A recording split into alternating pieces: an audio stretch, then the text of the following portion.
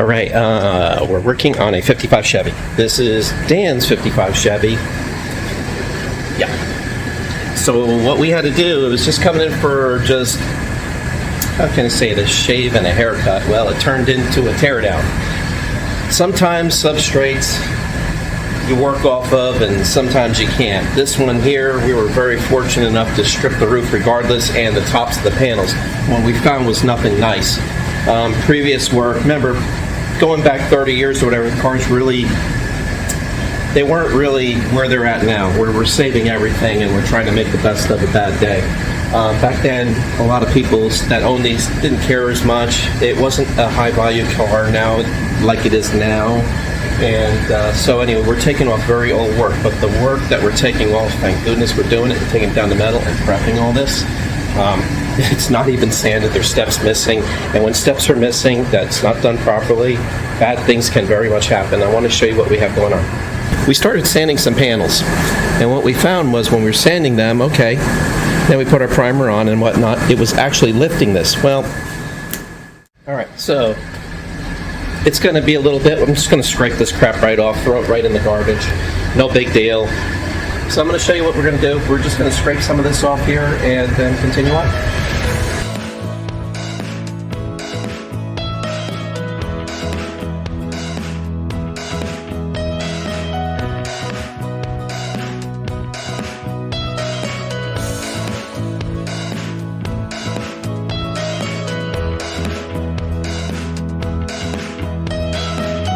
Okay, so that's what I have with the panel.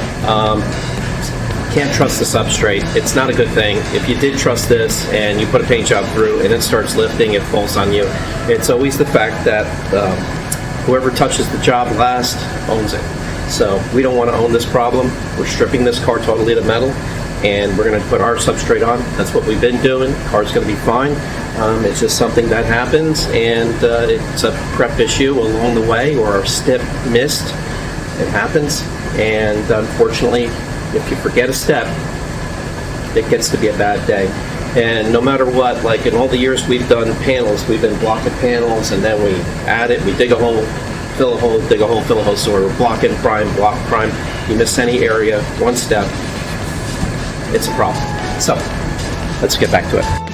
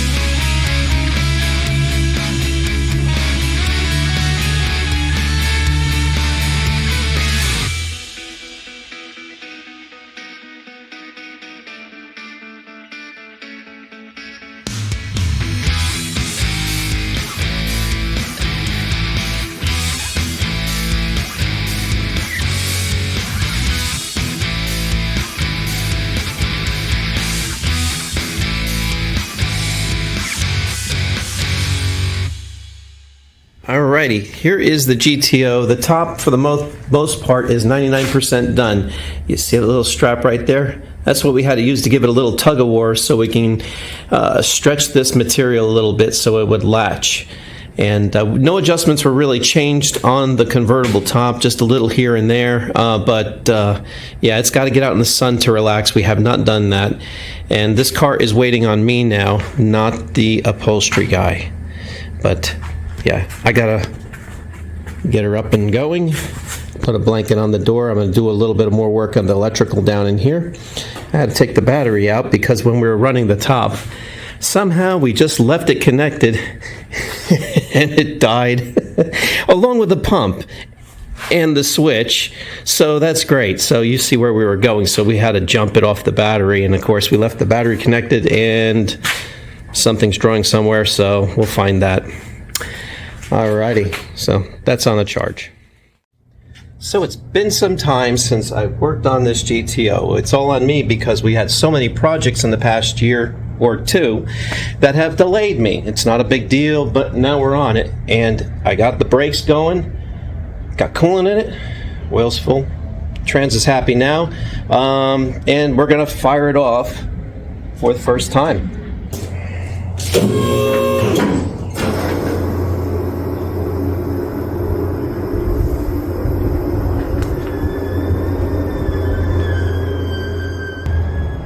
So Pulse 69 GTO has a Sniper EFI system. Reason why we went with a Sniper EFI is because the previous shop put a fuel injection tank in because they were going to LS the car. Paul kept the 400, and the best thing we could do was keep all the good stuff that the previous shop put in, and then what we did was we put a Holley Sniper that kind of replicates the Rochester Quadrajet that should have been on here. So I stainless steel 6AN lines, have a Holley return system, so the fuel goes to the fuel filter and has a regulated line going back to the tank to dump off the excess.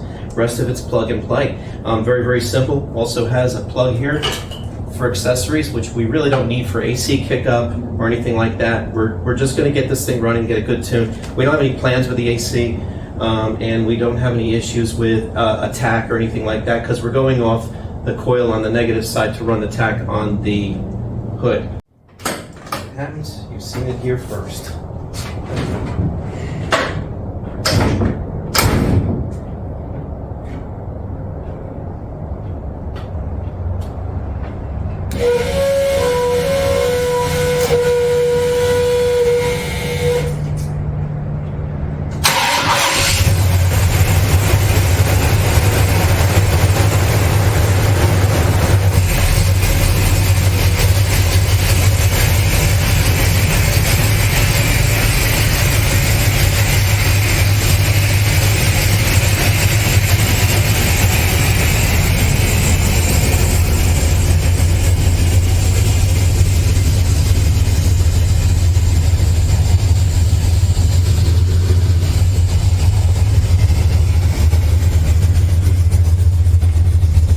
Anyway, guys, it's over here. The Sniper works pretty good.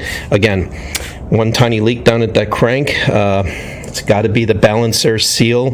That's the one thing I see a problem there. No big deal. If I have to just pull the balancer off, that'd be good. If anything further, I'll just deal with it later. But she runs really sweet, nothing bad. Transmission's good, shifts fine. Got good brakes. We got .5 silicone in there. We're good. And it's charging really well. I thought it wasn't charging too much, but yeah, it's doing good. It's at 15 right now, so I think I might change the regulator out because it shouldn't be charging too hard, but it's pretty good. All right. So we'll work on the convertible top. We're going to put a new pump, new switch. Going to put a relay for the pink wire for the Sniper, so we have a constant 12 volts, no issues. And then we'll work that off the key switch for the relay. So anyway, that's where we're at with this car. So here's the open bay, everybody. I'll show you my mascot. Yeah, you. There he is. So it's a little guy. Check. He's wondering, it's like, what's changed around here? Yeah.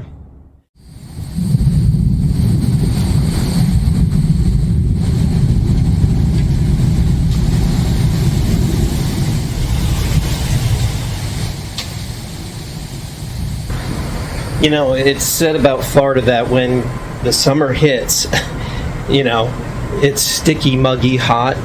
You know, it's not as bad as Miami or other places south of here, but we're on the Space Coast, and yeah, 73% humidity. Yeah, man. It's sticky, it's muggy, and it even goes higher than that. Yesterday we had a hell of a rainstorm, and man, it just jacked everything up to the point where it is even written on the cans that says if you go over a certain percentage of saturation of humidity in the air, do not paint. Well, we don't. Anything over 76% humidity in the shop, we don't paint. It actually will flatten the clear. It's very evident with SEM paint when we shoot little bits of stuff with a direct to metal rattle canner. Yeah, it actually will go flat.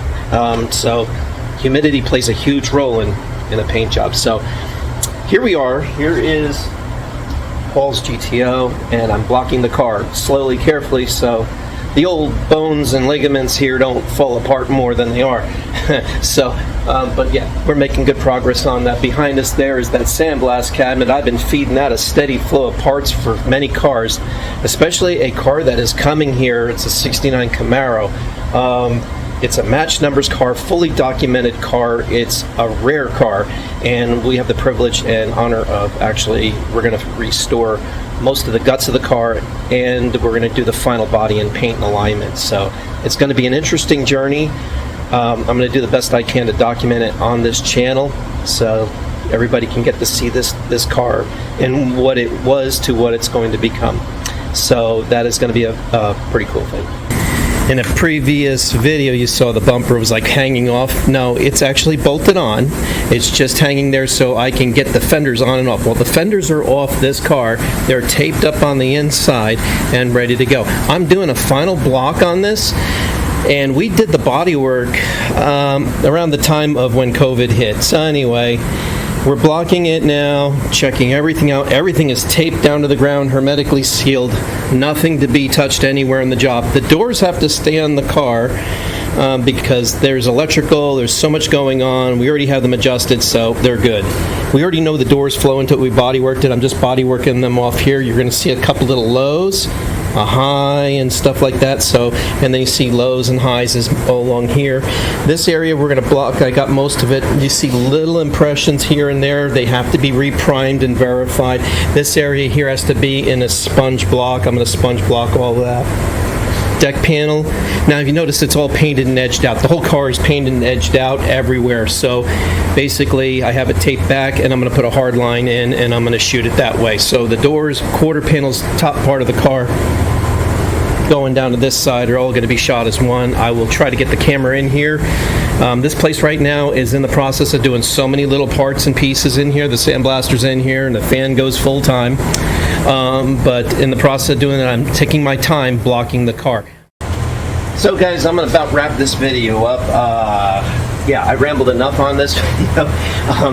Thank you for joining us today. A lot more footage coming up of many projects. My gosh, I'm losing count. I know we got 5 in process and we got 2 in the waiting. Yeah. So, thanks for your time. We will see you soon in the next video. Take care, everybody.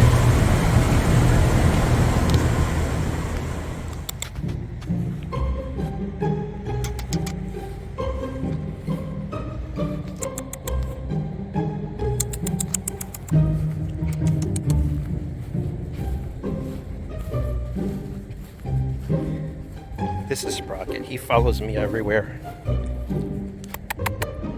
Come on. Jim baby boy. He's such a good cat.